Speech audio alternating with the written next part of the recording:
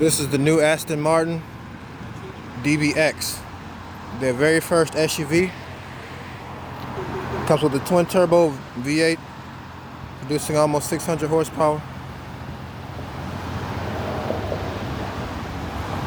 And now we're about to go on a quick ride along. The vehicle just came out not that long ago. It just was released about a couple weeks ago, so it's brand new. First of its kind. The first model year is of 2021. I'm going to go for a ride along and then stay tuned later on for some driving impressions. This vehicle is so new that right now it's in delivery mode, which means that it's stuck in a certain suspension setting to where I basically need to wait a little bit to be able to fully get to check all the specs out of this vehicle, all the different settings. So it's basically stuck in like a demo mode, kind of like when you buy a new television, it's stuck in like a demo mode where you can go through a lot of different settings. So in the meantime, this will be a world premiere first ride along, a Joyryde, to see what it's like riding in this thing, you know, going along and getting the experience of being in one. And then, like I said, after some time, stay tuned for a full review and a driving video in the future. PlayStation 5 giveaway is coming.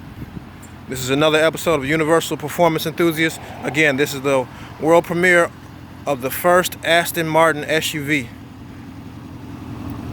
I'm gonna ask them to give it a quick rev right quick so y'all can hear this. This V8 engine block is derived from Mercedes AMG tuning division, and Aston Martin pretty much builds everything else around that vehicle. So,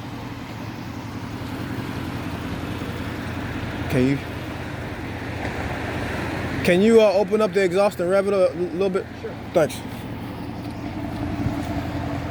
So here we go.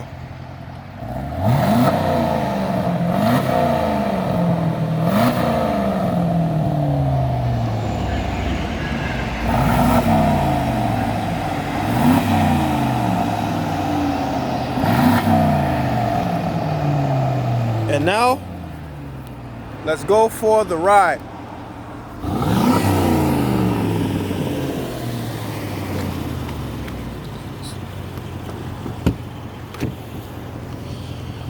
Thanks, man. Wow. I'm all lucky. I didn't even know they had an SUV that I heard it in the news that they were coming out with one, but I had no idea when it was coming out. Mm-hmm. So you all basically are one of the dealerships that has the first models. Yes, sir. Nice. And just like I mentioned to Dominic, these are probably going to sell more than cars are, because, you know, family thing. Absolutely. Wow. Drive it year round. And there are no Aston Martins that are all-wheel, aren't there? Nope. No, this is the only all-wheel drive. This is the first ever SUV they've had. They've had a four-door sedan before. That was rear-wheel drive, however. So this is their first all-wheel drive SUV that they've had. Nice. So let me turn on the lights here. It's a gentle tap. So here's the sunroof. So this thing doesn't actually let up, does it? Nope. So it's a fixed full panel. So they wanted, you know, instead of having a divider in between, like you see it on a lot of cars where, you know, one side will open, they just have the full fixed. So you have that feeling of, you know, that you have an open top, which is, you know, very unique on an SUV. It takes a special kind of glass and support mounts in here to be able to support, you know, one piece of glass, because whenever you take one piece of glass and you have to flex it, you know, there's a chance it could break. So there's very, very strong support systems in here with a very, very tough, it'd be virtually impossible to break this kind of glass. That's how strong it is. Wow, okay. I think there's only one other manufacturer that makes an SUV similar to this. I don't know if it's Jaguar or it's another company that does it besides Tesla, but Tesla's only goes up to about here. Doesn't go all the way back that far. So that's unique. Yeah. This to me is way more impressive than being in a Bentley Bentayga. I got a chance to drive one of those, a W12 model.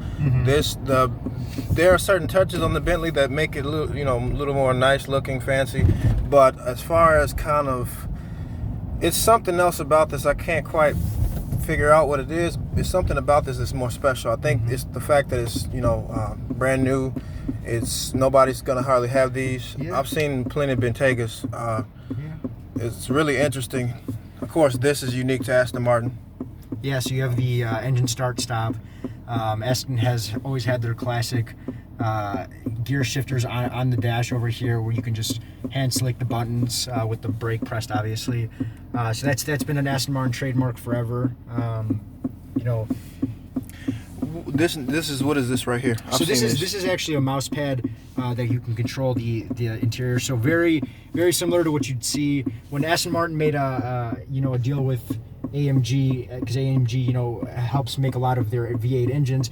They adapted the Mercedes electronics that go along with the two. So the electronics, while they're very close to something you'd see in a Mercedes, they have their own little Aston twist on it. So Gotcha. This right here is actually a touchpad that you can control, or you can use the rotary dial as well.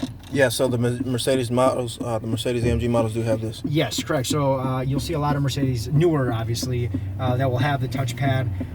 Aston has had them on the DB11, this current generation Vantage, the current generation DBS, and now the DBX as well. So that's a new thing towards the second generation of what Aston Martin calls their second generation of cars that they've added a touch to. So let's see. Tell us a little bit about the odometer. What's special about this odometer here? So this is your first fully digital.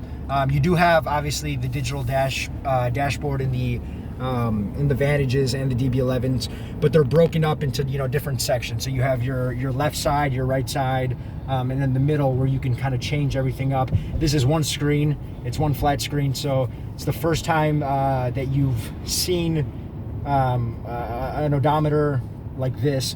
And then to go to the navigation screen, this is the first time you've seen something like this too. Aston's usually had this squared off, where this one's a little bit of a longer, more condensed view to give you more, it flows better. You could see more of the map, the pixels on the actual menu, which I'll show you. It's much more clear and crisp.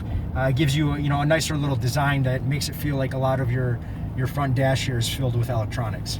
So is this touchscreen, by the way? So it's not touchscreen. Everything is going to be controlled by the rotary dial or this. The only thing with the touchscreen is there's so much going on here with Aston. They've kind of always been notorious to different buttons on the front and center here with the gear shifts or the climate control. That they didn't want to add a touch as well on the screen. So that's why everything's going to be controlled through the middle or by obviously voice command as well. Makes sense. Okay, so we got a typical stuff, low adjustable suspension. Yep. Let's see. Okay, that's where the hazard lights are. Yeah. So what else do we have? So you have in this you have your five main drive modes. You can have up to 7 drive modes, but your 5 main are going to be your regular Comfort GT mode, which we're in right now. You have a Sport and Sport Plus mode, and then now new to the DBX, you have a Terrain and a Terrain Plus. So your regular GT mode is going to be your everyday comfort drive mode. Sport and Sport Plus, obviously the dampers are going to tighten up a little, the exhaust is going to open, but also new to this, the vehicle will actually lower when you go into Sport and Sport Plus mode. And then Terrain and Terrain Plus are going to be the opposite of what Sport and Sport Plus are going to be. Those are more of your off-road gear selects. So when you put into that, the vehicle will actually raise 45 millimeters up. Obviously Terrain Plus is the highest the vehicle will go, and then the regular main ground would be your GT mode. So when you're in GT mode, that's considered your standard regular height and ride performance. So this thing will do pretty well off-road as any Land Rover, Jeep, etc. So I was actually, I had the chance back in February to go to Wales in the United Kingdom and drive this. Wow, nice. As well as the Bentayga and the Lamborghini Urus as part of training. And we actually took the DBX on an off-road track that they have made over there. And I'm not talking about, a little bit of mud or, a little of an elevation. This was an off-road track where I was like, I don't know how I feel taking a $200,000 car, and I can't even begin to explain to you, how awesome this car handled it. We're going steep hills, quick declines, steep and turning at the same time. So it was the real deal, and it handled awesome. There was no, there was limited slip, great control over the car. You mind doing a quick launch for the GoPro? So the launch, I have to have it out of. So we just got the car in, so okay, it's that's still right. in You did say delivery that. mode. Okay, gotcha. So once it's out of delivery mode, yes, you could do a launch, as like you saw on most of the DB11s and the Vantages that have been a part of this new generation of vehicles. Gotcha. Okay. Yes, sir. Let's see what else we got here. The lights. The only thing, though. Okay, so there's no lights back there on the side. So the lights, are there a different brightness, or is just this one brightness? So you can adjust the brightness through the actual screen. So these lights are actually just finger sensitive. You just have to touch them. You don't have to press anything. Okay. A lot of times, even if you get close to it, you don't even have to really touch it. It'll it'll read your finger that it's going there. So that's a nice little cool feature that the Astons have to offer as well. All the lighting you see in here, though, Aston Martin actually did a huge study where they went as far as to asking consumers what they thought their ideal shade of white was for the buttons. And after surveying so many people, and this is just a fact you'd never thought you'd hear, but they actually produced their own shade of what people thought was the most aesthetically pleasing white for the buttons. Wow, okay. Yeah. That's interesting. Yeah. So another thing that I've noticed that they didn't do that most manufacturers haven't done yet. When I drove a Cadillac CT5V, they now have the integrated camera in the back where you can use that as a replacement for looking at the rear view. Yes. You've noticed that, I'm sure. So I know exactly what you're talking about. So they've gone a step enough. I'll show you the camera over here.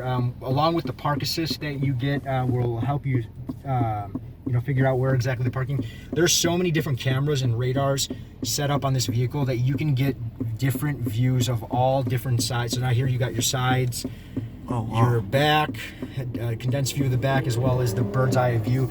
So there's a ton of different camera angles.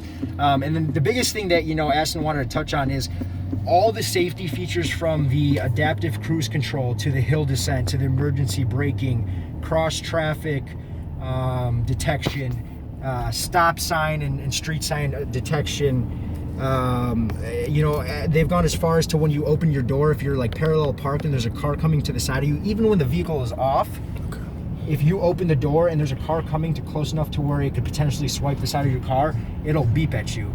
All these safety features, every safety feature they have to offer comes standard on every DBX.